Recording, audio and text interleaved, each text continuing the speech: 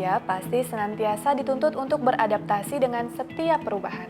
Perubahan merupakan sesuatu yang mutlak tanpa terkecuali jika tidak ingin kehilangan peluang di masa depan. Hampir di semua lini harus mengikuti perkembangan. Salah satunya sektor birokrasi di pemerintahan pun juga harus terus melakukan perubahan dan pembenahan demi pemberian pelayanan publik yang prima kepada masyarakatnya. Salah satunya dengan penggunaan teknologi informasi dan komunikasi atau dengan penggunaan internet. Sebelum kita membahas lebih lanjut, kita saksikan tayangan berikut ini.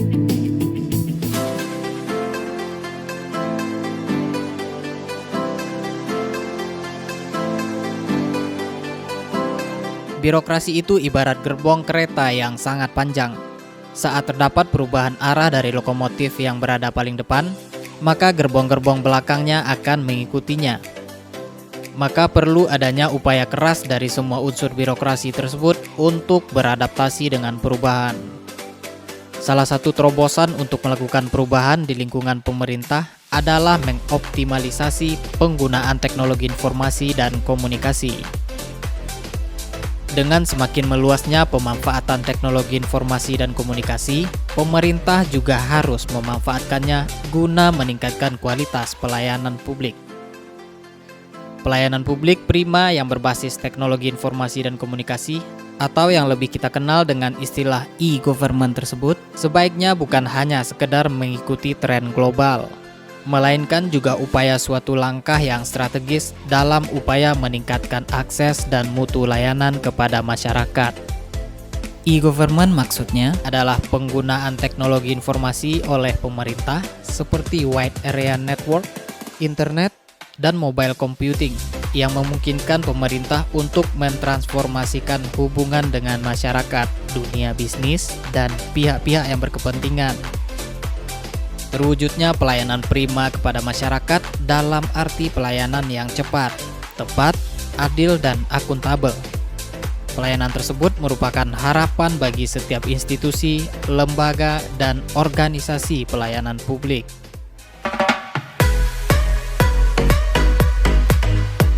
Di negara-negara maju, hasil pemanfaatan teknologi digital atau Electronic Digital Service telah melahirkan sebuah bentuk mekanisme birokrasi pemerintahan yang baru.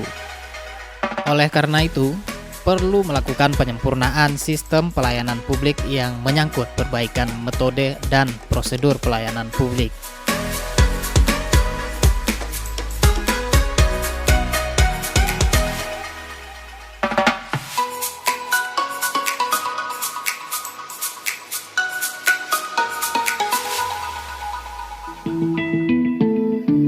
Nah, itulah pemirsa video pengantar untuk perbincangan kita kali ini. Efektifkah penggunaan internet yang berbasis teknologi informasi dan komunikasi untuk penunjang kegiatan birokrasi di zaman yang semakin canggih ini? Kita akan bahas bersama narasumber kita, Bapak Timbul Dompa, dosen administrasi negara Universitas Putra Batam. Selamat sore, Pak. Selamat sore, Mbak Rejaya. Bagaimana kabarnya hari ini? Baik, baik. Ya. Sudah berapa lama Pak mengajar di UPB? Wah, sudah 10 tahun ya di UPB ya. Hampir Bisa 10 diceritakan sedikit saja Pak, bagaimana sih atmosfer mengajar di UPB? Menyenangkan atau enggak? Oh ya, menyenangkan ya. 10 tahun ini begitu banyak perkembangan ya. Kita sudah mengalami banyak perubahan, transformasi, baik terutama juga sistem pembelajaran yang terjadi ya. Dari mulai kami masih di kampus lama hingga yang di sini itu luar biasa pesat, baik dari fasilitas, dosennya, SDM-nya, dan lain-lain yang cukup mendukung lah ya pekerjaan dosen. Ada hal unik nggak Pak yang pernah terjadi selama mengajar? Ya, yang hampir setiap hari ya, karena ketemu kelas yang berbeda-beda, pasti kelas itu dinamis ya, unik-unik semua lah di dalam kelas itu ya. Baik, kalau kita bicara tentang pelayanan publik, Iya. sebenarnya kondisi, saya banyak mendengar keluhan masyarakat. Iya. Kalau pelayanan publik kita itu birokrasinya ribet, lambat pula. Iya. Itu bagaimana sih Pak sebenarnya? Iya, jadi kalau birokrasi adalah motor ya, motor bagi pelayanan publik itu ya birokrasi itu sendiri. Memang kalau birokrasinya lambat, pastinya pelayanannya akan lambat. Nah, memang apa sih pelayanan ya kan? Pelayanan itu yang dibutuhkan oleh kita sebagai masyarakat, gitu. Dan masyarakat butuh yang cepat, itu sudah pasti.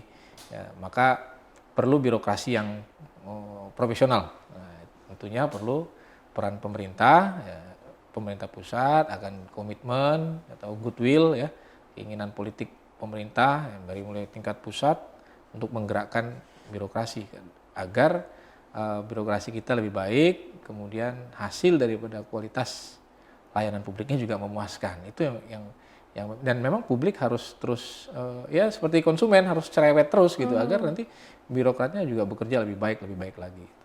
Kalau kita bicara tentang pelayanan publik, Ya. kalau dari sisi administrasi negaranya itu pengertiannya seperti apa, Pak? Ya, jadi Undang-Undang tentang Pelayanan Publik, Undang-Undang Nomor 25 ya, tahun 2009 memang dikatakan bahwa pelayanan publik adalah segala bentuk pelayanan yang dibutuhkan oleh masyarakat. Dalam hal ini siapa yang mengadakan? Adalah pemerintah. Pemerintah punya tanggung jawab kepada seluruh penduduk dan warga negara begitu ya, untuk memberikan pelayanan. Ya, baik dari pelayanan barang dan jasa ataupun juga pelayanan dalam bentuk jasa-jasa yang lain ya, misalkan pendidikan, kesehatan, sampai administratif. Nah, itu harus tanggung jawab pemerintah untuk memberikan layanan itu kepada masyarakat. Gitu. Lalu sekarang ada yang namanya pelayanan publik berbasis teknologi informasi dan komunikasi. Betul. Itu sebenarnya seperti apa dan bagaimana, Pak? Ya, tadi seperti disampaikan Mbak Reza di awal ya, kita zaman semakin canggih, ya, teknologi semakin pesat begitu, terutama teknologi informatika dengan adanya kemajuan internet. Ini mendorong perubahan yang sangat signifikan, tidak hanya di dunia bisnis, pemerintah juga sebagai pemegang atau pengendali pelaksana pelayanan publik harus juga merespon kebutuhan masyarakat. Ini berawal dari yang kita sebut dengan electronic government. Ya, semua pemerintahan sudah berbasis elektronik. Ya.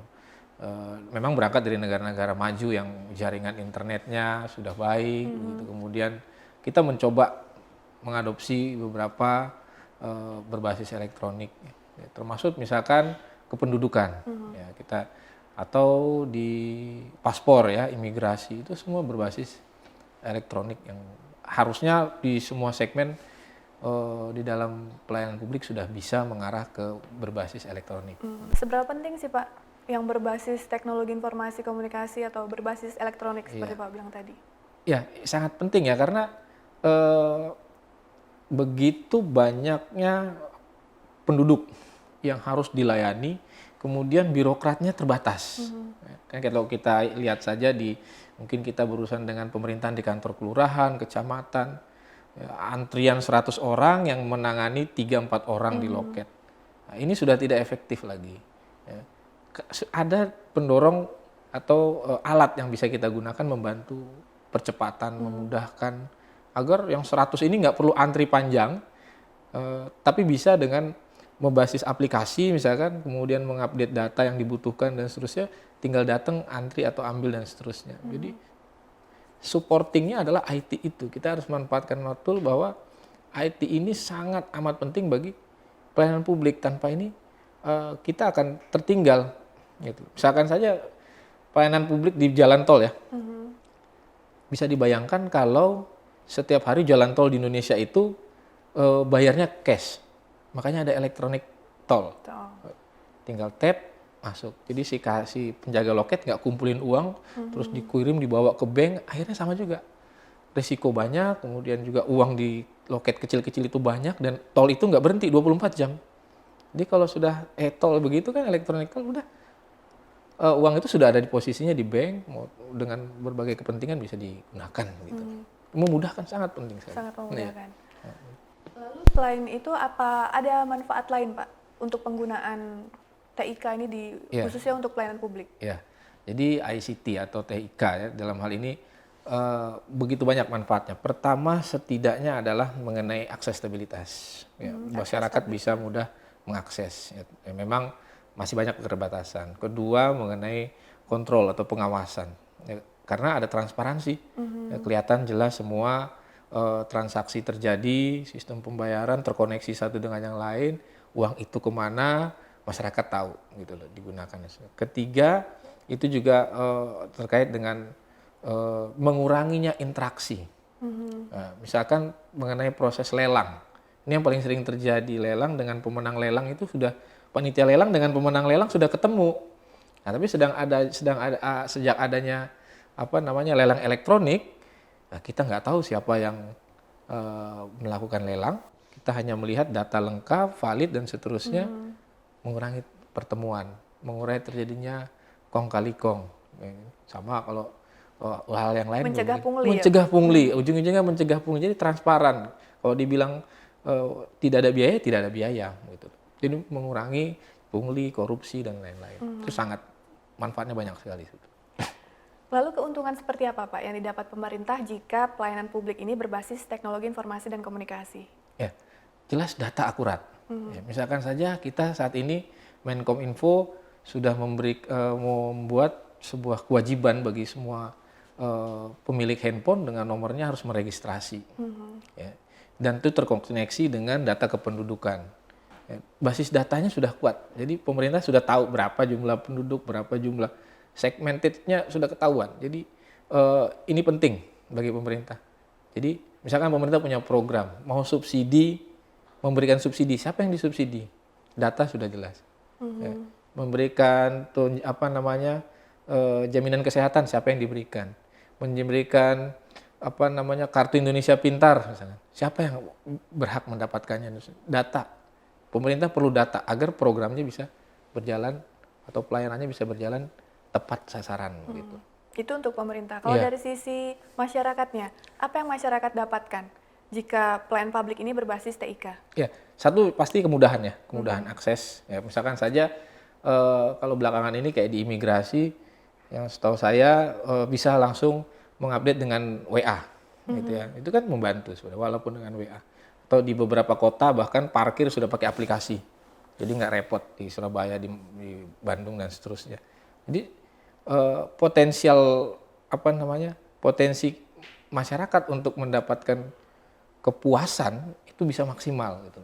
Jadi tidak ada alasan lagi masyarakat itu mendapat pelayanan yang tidak baik ya dengan adanya berbasis IT ini.